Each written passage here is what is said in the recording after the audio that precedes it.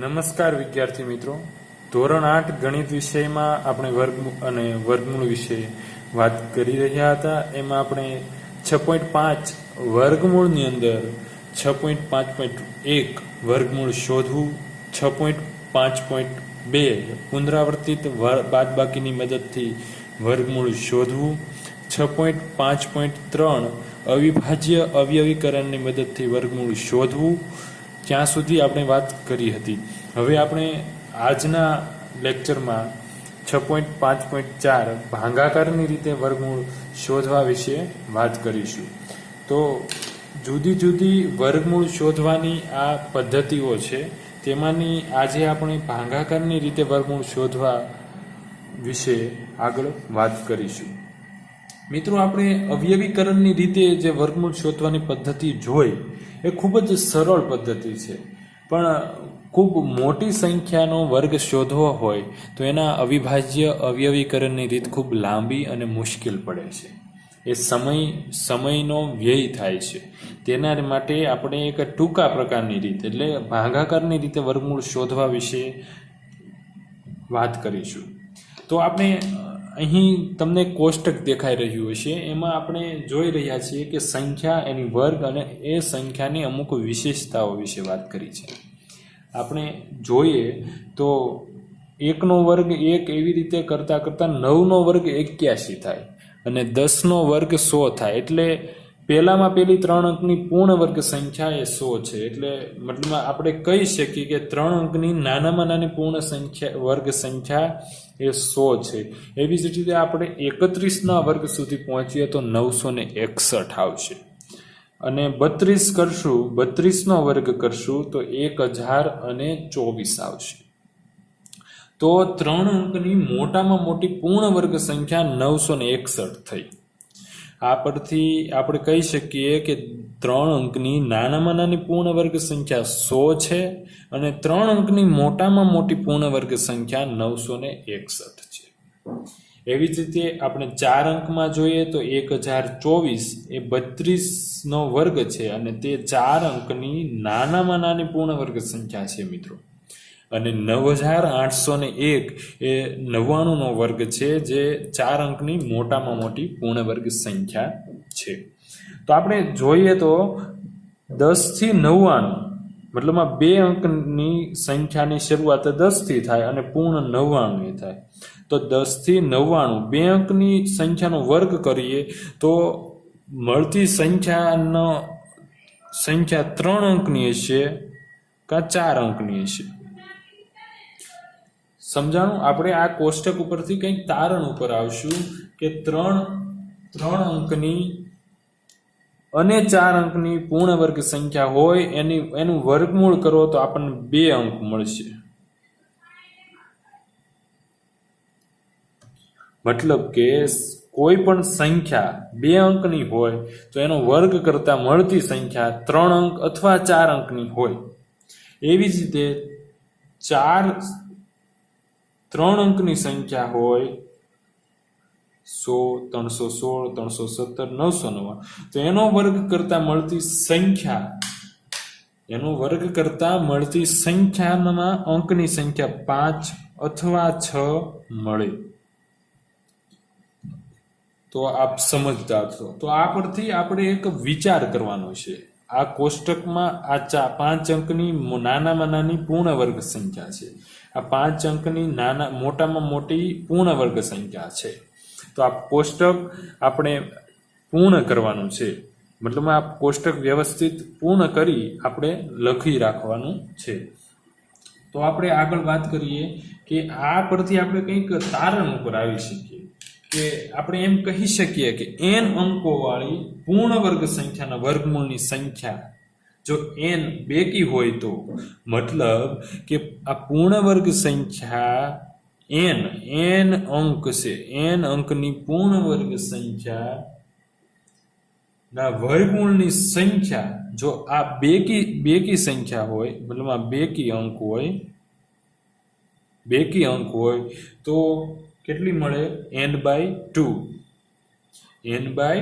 મળે. અને જો એકી હોય તો n+1/2 મળશે. સમજશો? ફરીથી બોલું છું, n અંકોવાળી પૂર્ણ વર્ગ સંખ્યાના વર્ગમૂળની સંખ્યા n બેકી હોય, n બેકી હોય, આ n બેકી હોય તો n/2 મળે. જો ઉદાહરણ તરીકે અહીંયા n એ 4 અંકની સંખ્યા છે, મતલબ બેકી થાય, તો એના વર્ગમૂળની સંખ્યા n/2 એટલે 2 મળે. 4 એ n છે તો એના વર્ગમૂળની સંખ્યા n/2, 4/2 એટલે 2 મળે. તો આ 2 અંક છે. એવી જ રીતે જો આ એકી સંખ્યા હોય તો n + 1/2 મતલબ 3 ને 1 4/2 એટલે 2 મળે. તો આ 2 મળ્યા. એવી જ રીતે આપણે 5 અને 6 અંકની હોય તો 5 અંક એ એકી સંખ્યા છે તો n + 1/2 એટલે 5 ને 1 6/2 બરાબર 3, તો 3 અંક મળ્યા. એવી જ રીતે આ 6 બેકી સંખ્યા છે, વર્ગની અંકોની સંખ્યા 6 છે તો n/2 તો 6/2 બરાબર 3 મળ્યા. તો આ પરથી આખા કોષ્ટકના એક તારણ ઉપર આપણે આવ્યા કે કોઈ આ વાક્ય યાદ રાખજો કે કહી શકીએ કે n અંકોવાળી પૂર્ણ વર્ગ સંખ્યાના વર્ગમૂળની સંખ્યા જો n બેકી હોય તો n/2 મળે અને n એકી હોય તો n + 1/2 મળે. મતલબમાં કે કોઈ પણ n અંકોવાળી પૂર્ણ સંખ્યા હોય, આ n અંકોવાળી પૂર્ણ સંખ્યા હોય તો જો આ સંખ્યાના અંકોની મતલબ આ એક n સંખ્યા બતાવે છે, આ સંખ્યા એકી છે કે બેકી આ નહીં, અંકોની સંખ્યા એકી છે કે બેકી એ જોવાનું છે. તો આપણે આમાં એક આ તારણ ઉપર આવ્યા. હવે આપણે કેટલાક ઉદાહરણોની મદદથી આપણે ભાગાકારની રીતે કઈ રીતે વર્ગમૂળ શોધવું તે વિશે વાત કરીશું. 529નું વર્ગમૂળ શોધવું. તો આપણે 529નું વર્ગમૂળ ભાગાકારની રીતે શોધવા માટે આપણે ક્યાં ક્યાં પગલાં લઈશું તે અહીં દર્શાવીશું. તો આપણે ખાસ અહીં ધ્યાન આપજો, આ એક નવી પદ્ધતિ છે, નવી રીત છે, એટલે ધ્યાન આપી સમજશું. ભાગાકારની રીતે ખૂબ જ સરળ રીત છે. તો 529 ભાગાકારની રીતે આપણે કરવાનું છે એટલે ઓકે. તો આમાં સૌ પ્રથમ આપણે શું કરશું કે આપેલી સંખ્યાના એકમના અંકથી શરૂ કરી સંખ્યાની જોડી બનાવવા માટે તેની ઉપરની બાજુ લીટી દોરો. મતલબ આપણે એકમના અંકથી જોડી બનાવવાની છે 2 અંકની, તો અહીંયા છેલ્લેથી બનાવવાની એકમના અંકથી. તો આ 2 અંક, પછી છેલ્લે 1 વધે તો 1 રાખવા. જો આપેલી સંખ્યાના અંકોની સંખ્યા એકી હોય તો સંખ્યાની ડાબી બાજુનો છેલ્લા અંક પર એક લીટી દોરો. જો આ એકી સંખ્યા છે, 1 2 ને 3 અંક છે એટલે એક એકી સંખ્યા છે, એટલે ડાબી બાજુનો અંક હોય એની ઉપર એક લીટી દોરવાની. 2ની જોડ બનાવતી જવાની, જમણી બાજુથી ડાબી બાજુ જોડ બનાવવાની છે, જે જોડ બાકી રહે એ રાખવાની. હવે આપણે આ કર્યા પછી હવે શું કરશું? હવે આપેલી સંખ્યાની સૌથી ડાબી બાજુ આવેલી જોડી સાથે આપણે વાત કરવાની છે. ડાબી બાજુ જે જોડી હોય એમાં સૌથી મોટી એવી સંખ્યા શોધવાની કે એનો વર્ગ આપેલી જોડી જેટલો હોય. ઉદાહરણ તરીકે આ 5 છે તો એવી મોટામાં મોટી સંખ્યા શોધવાની કે તેનો વર્ગ 5 હોય. તો આપણે જોઈએ તો એક અહીંયા આપણે તમારી જાણકારી માટે હું લખું છું. 1 એકા 1 નો વર્ગ 1, 2 નો વર્ગ 4, 3 નો વર્ગ 9, 4 નો વર્ગ 16, 5 નો વર્ગ 25, 6 નો વર્ગ 36. અત્યારે આપણે એટલી વાત. તો 5 છે તો એ 1 નો 1 કરતા 1 મળશે, 2 નો વર્ગ કરતા 4 મળશે, 3 નો વર્ગ કરતા 9 મળશે. તો 5 એ 4 થી મોટા છે, 9 થી નાના છે. તેથી આપણે અહીં 2 ના વર્ગ તરીકેનો ઉપયોગ કરશું. તો 2 દુ ત્રણ જગ્યાએ બે બે લખવાનું, 2 દુ 4. અહીંયા આ બેનો સરવાળો કરવાનો, 2 દુ 4, 2 ને 2 4. આ અહીંયા બાદ બાકી આપણે ભાગાકારની રીતે જ આગળ જેમ કરતા એવી જ રીતે કરવાનું. 5 માંથી 4 જાય તો 1. મતલબમાં કે 5 એ 3 ના વર્ગ કરતા નાની સંખ્યા છે અને 2 ના વર્ગ કરતા મોટી સંખ્યા છે. તો હવે આપણે આ પહેલું સ્ટેપ પૂર્ણ કર્યું. તો હવે આપણે આગળ જોઈશું કે કિસ્સામાં આપણને શેષ 1 મળે છે. તો હવે આપણે ત્યાર પછી આ જોડીને આ જોડી બનાવીને એને જોડીને જ આખાને નીચે ઉતારવાની. તો અહીંયા આપણે 29 મૂકીશું.